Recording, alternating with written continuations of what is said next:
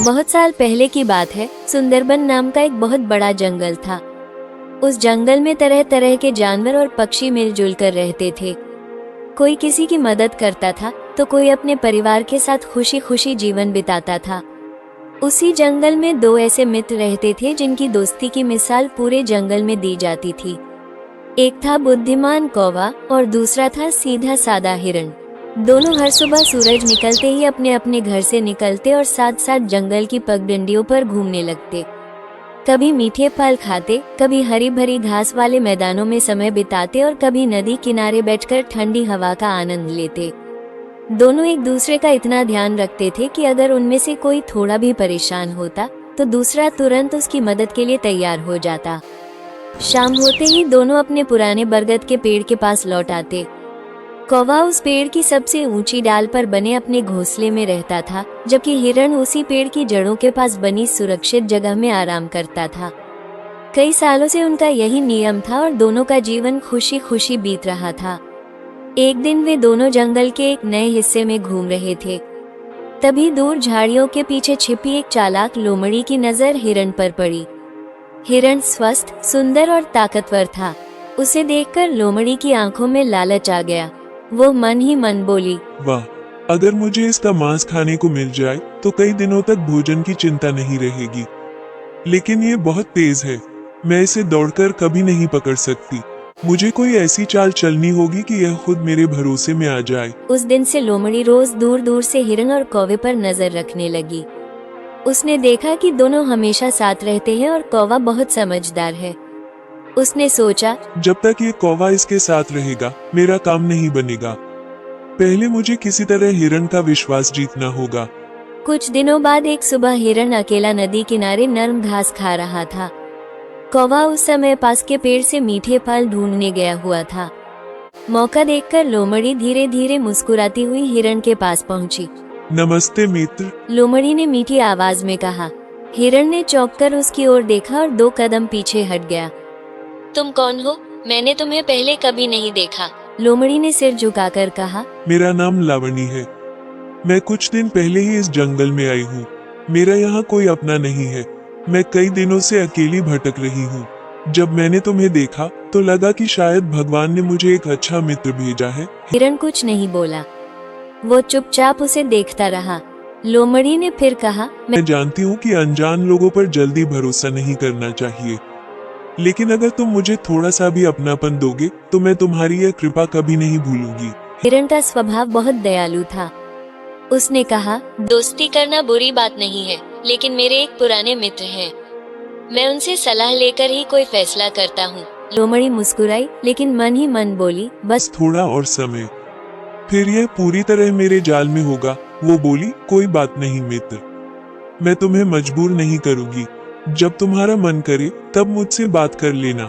न कहकर वो धीरे धीरे वहाँ से चली गई। हिरण काफी देर तक उसके बारे में सोचता रहा।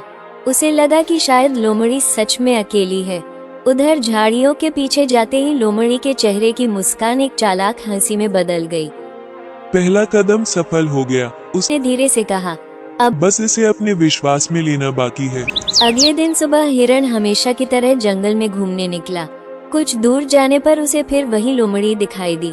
इस बार लोमड़ी ने दूर से ही मुस्कुराकर उसका अभिवादन किया। कैसे हो मित्र, आज फिर मुलाकात हो गई। हिरण ने भी मुस्कुराकर कहा, मैं ठीक हूँ। तुम कैसी हो? लोमड़ी ने गहरी सांस लेते हुए कहा, मैं ठीक तो हूँ, लेकिन अकेलापन बहुत सताता है। इस जंगल में सबके अपने अपने साथी हैं, बस मैं ही अकेली हूँ। हिरण को उसकी बात पर दया आ गई। उसने कहा, अगर तुम्हारा कोई नहीं है तो आज से मैं तुम्हारा मित्र हूँ, लेकिन मेरी एक शर्त है, तुम कभी किसी को धोखा नहीं दोगी। लोमड़ी ने तुरंत सिर झुकाकर कहा, मैं वचन देती हूँ कि मैं हमेशा तुम्हारा साथ दूंगी। हालांकि उसके मन में कुछ और ही चल रहा था। वो सोच रही थी, बस थोड़ा और भरोसा जीतना है, फिर यह खुद मेरे साथ हर जगह आएगा। उस दिन दोनों देर तक जंगल में घूमते रहे। लोमड़ी हिरण की पसंद नापसंद जानती रही। उसे पता चल गया कि हिरण को कोमल घास और ताजी सब्जियां बहुत पसंद हैं। शाम होने लगी तो हिरण बोला, चलो अब मुझे घर लौटना चाहिए। लोमड़ी ने पूछा, क्या मैं तुम्हारा घर देख सकती हूँ? हिरण ने बिना सोचे कहा, क्यों नहीं, चलो मेरे साथ। दोनों साथ साथ बरगद के पेड़ के पास पहुँचे। ऊपर डाल पर बैठे कौवे ने दूर से ही लोमड़ी को देख लिया। उसके चेहरे का रंग बदल गया। जैसे ही हिरण पास पहुंचा, उसने कहा, मित्र। ये कौन है? हिरण खुशी से बोला, यह मेरी नई दोस्त है। इसका इस जंगल में कोई नहीं है। मैंने सोचा कि हमें इसकी मदद करनी चाहिए। कौवा कुछ पल चुप रहा, फिर उसने गंभीर आवाज में कहा, मित्र। किसी अनजान पर इतनी जल्दी भरोसा करना ठीक नहीं होता। हर मुस्कुराने वाला इंसान या जानवर सच्चा नहीं होता। लोमड़ी तुरंत बोली, लगता है तुम्हें मुझ पर भरोसा नहीं है। कौवा बोला, भरोसा कमाया कमाया जाता है, मांगा नहीं जाता। हिरण को कौवे की बात अच्छी नहीं लगी। उसने कहा, तुम बेकार में शक कर रहे हो। ये बहुत अच्छी है। कौवे ने शांत स्वर में जवाब दिया, मैं सिर्फ तुम्हारी की भलाई चाहता हूँ। फैसला तुम्हारा है। इतना कहकर कौवा उड़कर दूसरी डाल पर चला गया। लोमड़ी मन ही मन खुश हो गई। उस दिन के बाद लोमड़ी रोज हिरण के साथ घूमने लगी। धीरे धीरे हिरण अपना ज्यादातर समय उसी के साथ बिताने लगा। कौवा कई बार उसे समझाने की कोशिश करता, लेकिन हिरण हर बार यही कहता, तुम उसे गलत समझ रहे हो। एक दिन लोमड़ी मुस्कुराते हुए बोली, मित्र, मुझे एक ऐसी जगह का पता है जहाँ इतनी स्वादिष्ट और हरी भरी घास है कि तुमने पहले कभी नहीं देखी होगी। हिरण की आंखें चमक उठी। सच? हाँ, लेकिन वो जगह जंगल से थोड़ी दूर है। अगर तुम चलो तो मैं अभी तुम्हें वहाँ ले चलती हूँ। हिरण बिना कुछ सोचे उसके साथ चल पड़ा। उसे बिल्कुल भी अंदाजा नहीं था कि वो एक बहुत बड़े धोखे की ओर बढ़ रहा है। लोमड़ी आगे आगे चल रही थी और हिरण उसके पीछे पीछे। दोनों जंगल की सीमा पार करके एक बड़े खेत के पास पहुंचे। खेत चारों ओर से हरा भरा था। उसमें ताजी सब्जियां, मुलायम पत्तियां और हरी हरी घास लहलहा रही थी। हिरण ने इतना स्वादिष्ट भोजन पहले कभी एक साथ नहीं देखा था। उसकी आंखें खुशी से चमक उठी। वाह दोस्त, हिरण बोला, वाह दोस्त, तुमने तो मुझे स्वर्ग जैसी जगह दिखा दी। इतना स्वादिष्ट खाना मुझे आज तक कभी नहीं मिला। लोमड़ी मुस्कुराई और बोली, मैंने कहा था ना कि तुम्हें ये जगह बहुत पसंद आएगी। अब जब चाहो यहाँ आकर पेट भरकर खाना खा सकते हो। लेकिन उसके मन में कुछ और ही चल रहा था। उसने मन ही मन सोचा, जितना ये खाएगा उतना मोटा होगा, फिर इसे खाना मेरे लिए और आसान हो जाएगा। उस दिन दोनों ने खूब पेट भरकर खाना खाया और शाम होने से पहले वापस जंगल लौट गए। बहुत समय पहले एक सुंदर और शांत जंगल था। जंगल में तरह तरह के जानवर रहते थे। उसी जंगल में एक तेज और फुर्तीला खरगोश रहता था, जिसका नाम था चंचल। चंचल बहुत तेज दौड़ता था। उसे अपनी रफ्तार पर बहुत गर्व था। जब भी जंगल में कोई दौड़ होती, वह हमेशा जीत जाता। इसी वजह से उसे अपने ऊपर घमंड हो गया था। चंचल खरगोश बोला, मुझसे तेज कोई नहीं है। मैं तो पलक झपकते ही यहाँ से वहाँ पहुँच जाता हूँ। अगर किसी को मेरी बात पर यकीन नहीं है, तो आकर मुझसे मुकाबला कर ले। जंगल के जानवर उसकी बातें सुनकर मुस्कुरा देते, लेकिन कई जानवरों को उसका घमंड बिल्कुल पसंद नहीं था। उसी जंगल में एक छोटा सा चूहा रहता था, जिसका नाम था मोंटू। मोंटू छोटा जरूर था, लेकिन बहुत समझदार, मेहनती और दयालु था। वह हमेशा सोच समझकर काम करता और दूसरों की मदद करने में खुशी महसूस करता था। एक दिन मोंटू चंचल के पास गया। मोंटू चूहा बोला, चंचल भैया, मैं रोज आपको देखता हूँ। आप बहुत तेज दौड़ते हैं। क्या आप मुझे अपना दोस्त बना सकते हैं? चंचल खरगोश हंसते हुए बोला, तुम इतने छोटे से हो, तुम तो मेरे साथ दौड़ भी नहीं पाओगे। सुस्त लोगों से दोस्ती करके मेरा क्या फायदा? जाओ, हमारी दोस्ती नहीं हो सकती। मोंटू चूहा मुस्कुराकर बोला, भैया, दोस्ती तेज या धीमे दौड़ने से नहीं, बल्कि दिल से होती है। चंचल को यह बात थोड़ी अजीब लगी, लेकिन उसने हंसकर बात टाल दी और वहाँ से चला गया। कुछ दिनों बाद पूरे जंगल में एक खबर फैल गई। तोता बोला, सुनो सुनो, पास के गांव से एक शिकारी आने वाला है। वह जाल और पिंजरे लगाकर जानवरों को पकड़ता है। सभी सावधान रहो। यह सुनकर जंगल के सभी जानवर डर गए। मोंटू सोचने लगा, अगर शिकारी आ गया तो हम सब क्या करेंगे? इतने सारे जानवर कहाँ छिपेंगे? लेकिन चंचल को कोई चिंता नहीं थी। चंचल खरगोश घमंड से बोला, मुझे कौन पकड़ सकता है?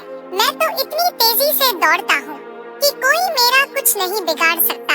अगली सुबह जंगल में एक अजीब सी खुशबू फैल गई। कई जगह मीठी गाजरें और अनाज बिखरे पड़े थे।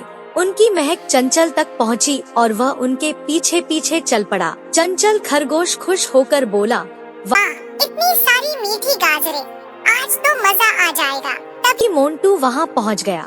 मोंटू चूहा बोला, रुको चंचल भैया, यह किसी शिकारी की चाल भी हो सकती है। हमें बिना सोचे समझे कोई काम नहीं करना चाहिए। लेकिन चंचल ने उसकी बात अनसुनी कर दी। जैसे ही वह गाजर खाने के लिए झुका, अचानक ऊपर से एक बड़ा जाल गिर पड़ा और वह उसमें फंस गया। चंचल खरगोश घबराकर चिल्लाया, बचाओ, बचाओ, कोई मेरी मदद करो। मोंटू यह देखकर घबरा गया। उसने दूसरे जानवरों से मदद मांगी, लेकिन शिकारी के डर से कोई भी वहां आने को तैयार नहीं हुआ। मोंटू दौड़कर चंचल के पास पहुंचा। मोंटू चूहा बोला, चंचल भैया, मैंने आपको पहले ही मना किया था, लेकिन चिंता मत करो, मैं तुम्हारी मदद करूंगा। चंचल खरगोश शर्मिंदा होकर बोला, मुझे माफ कर दो मोंटू, अगर मैंने तुम्हारी बात मान ली होती तो मैं इस मुसीबत में नहीं फंसता। मोंटू ने तुरंत अपने तेज दांतों से जाल काटना शुरू कर दिया। धीरे धीरे जाल के धागे टूटने लगे। तभी दूर से शिकारी के कदमों की आवाज सुनाई देने लगी।